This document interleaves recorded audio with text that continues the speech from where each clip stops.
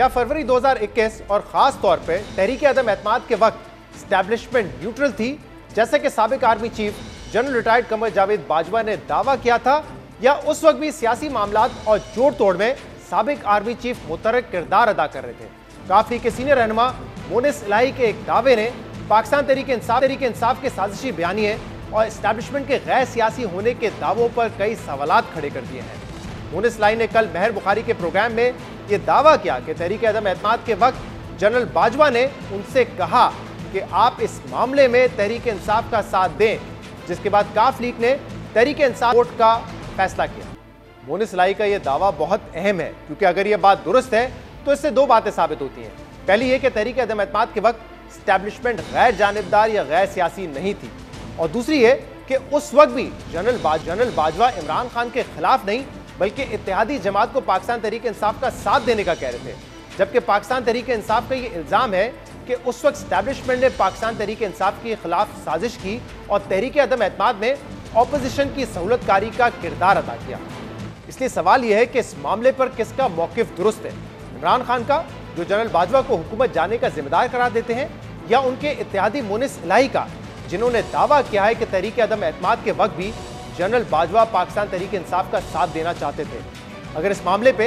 दोनों का दावा दुरुस्त है तो सवाल यह है कि क्या काफ लीग और दीगर इत्तेहादी जमातों और पाकिस्तान तहरीक इंसाफ के मुनर्रफ अरकान को अलग अलग हिदायत दी गई थी? क्योंकि उस वक्त के सियासी हालात और हमारे जराए ये बताते हैं कि उस वक्त एस्टैब्लिशमेंट ने ऑपोजिशन को तहरीक अदम एतमाद पर साथ बैठने और उसे कामयाब बनाने के लिए सियासी किरदार अदा किया था। मगर दिलचस्प बात और अहम बात यह है कि जनरल बाजवा ने रिटायरमेंट से कुछ रोज पहले यह दावा किया था कि फौज ने तहरीक अदम एतमाद से एक साल पहले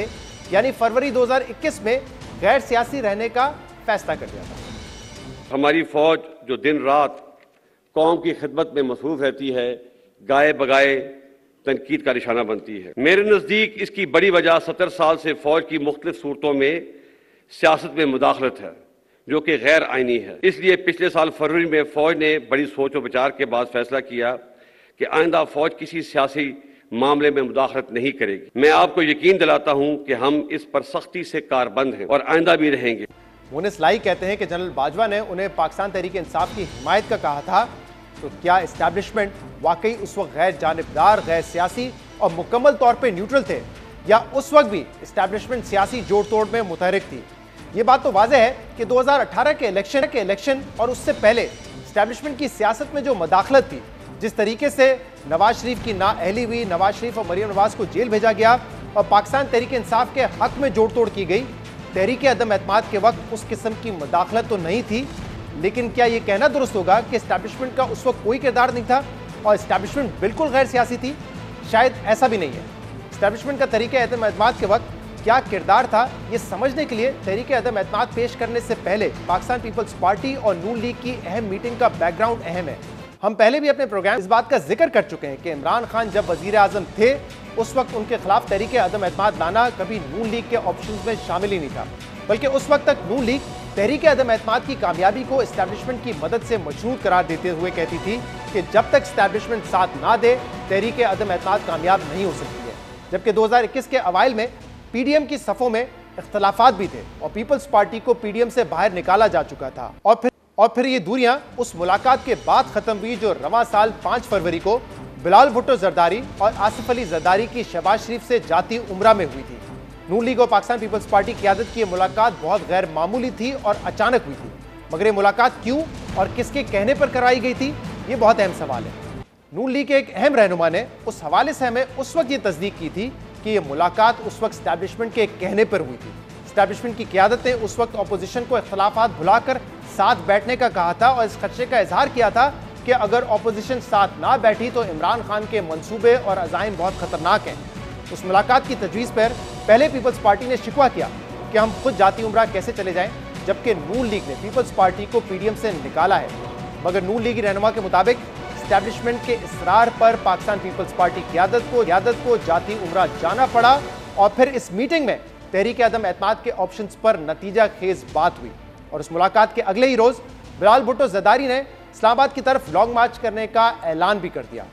अहम बात यह कि रवां साल फरवरी तक ऑपोजिशन तहरीक अदम एतमाद लाने पर मुत्तफिक नहीं थी, मगर असल चैलेंज ये था कि तहरीक अदम एतमाद की कामयाबी के लिए पाकिस्तान तहरीक इंसाफ के इत्तेहादी जमातों और पीटीआई के अपने अरकान असेंबली को कैसे तोड़ा जाए।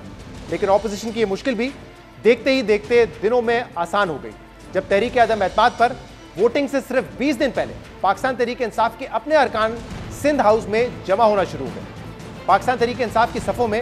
ये फूट अचानक कैसे पड़ी? क्या लोग अपनी मर्जी से पाकिस्तान तहरीक इंसाफ छोड़कर गए या उन्हें पार्टी छोड़ने का कहा गया? और इस हवाले से भी मौजूदा हुकूमत के बहुत सीनियर रहनुमा जो इस वक्त अहम पोजीशन पर हैं, उन्होंने हमें खुद तस्दीक की कि पाकिस्तान तहरीक इंसाफ के अक्सर मुनर्रफीन ने अहम शख्सियात से राब्ता किया था और ये राब्ता 2-3 बार हुआ, जिसमें उन्होंने पाकिस्तान तहरीक इंसाफ का साथ छोड़ने पर यकीन दहानी चाहिए और फिर पूरी तसल्ली हो जाने के बाद तहरीक अदम एतमाद पर पाकिस्तान तहरीक इंसाफ का साथ छोड़ने का फैसला किया गया।